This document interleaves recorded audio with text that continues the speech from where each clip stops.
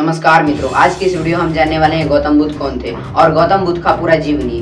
बुद्ध शब्द का अर्थ होता है वह व्यक्ति जो बोध प्राप्त कर लिया हो। गुणों के आधार पर सिद्धार्थ गौतम को गौतम बुद्ध कहा जाने लगा। चलिए इस पूरा वीडियो में निचोड़ जानते हैं गौतम बुद्ध का पूरा जीवनी और गौतम बुद्ध कौन थे।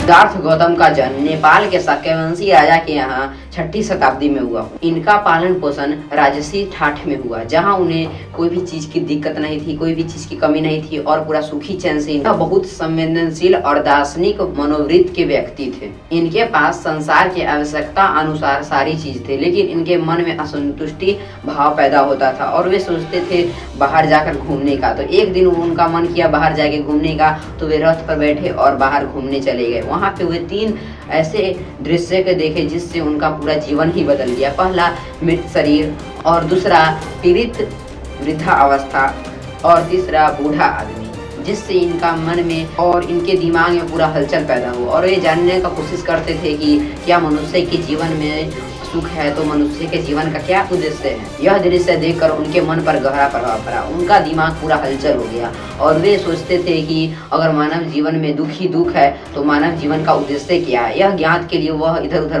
भटकते गए। इनके पास एक बेटा और उनकी एक विवाहित पत्नी भी थी, लेकिन इनको छोड़कर रात में वह चुपचाप घर से निकल गए और काफी सारा प्रयत्नों के बाद भी यह नहीं मिले और ये काफी सारा गुरुओं के पास गए और शिक्षा प्राप्त करने के लिए काफी सारा यात्राओं की, लेकिन इन्हें कहीं भी असंतुष्टि मिली, कहीं भी इन्हें संतुष्ट नहीं शिक्षा दिया गया, जिससे यह चलते चलते भटकते बोध गया पहुंचे। और बोध गया में वह एक पीपल के वृक्ष के लिए बैठकर हजारों वर्षों तक तपस्या करते रहे और एक दिन सुबह में उन्हें एक ऐसी शिक्षा मिली जिससे वह बहुत प्रसन्न हुए और लोगों को अपनी पूरा शिक्षा उपदेश के रूप में बांटने लगे। और वह पहला उपदेश वाराणसी में दिए थे और इनका मानना था कि भौतिक गुण से परम सुख प्राप्त नहीं होती। कोई भी व्यक्ति को ज्यादा ना सुख रहना चाहिए और ज्यादा ना दुखी और कष्ट में रहना चाहिए, उन्हें मध्यवर्गीय में रहना चाहिए। बुद्ध ने दुख पर विजय पाने के लिए 8 ऐसे मूल सिद्धांतों का पालन किया जिसे अष्टांगी कहा जाता है। पहला सम्यक दृष्टि, और दूसरा संकल्प, और तीसरा चाक, चौथा कर्मात, और 5वां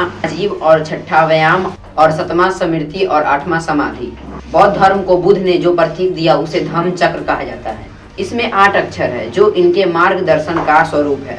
महात्मा बुद्ध का सबसे अंतिम उपदेश बनारस के वाराणसी में था, जहां वो 80 वर्ष की आयु में अपना शरीर त्याग कर स्वर्ग सुधार गए।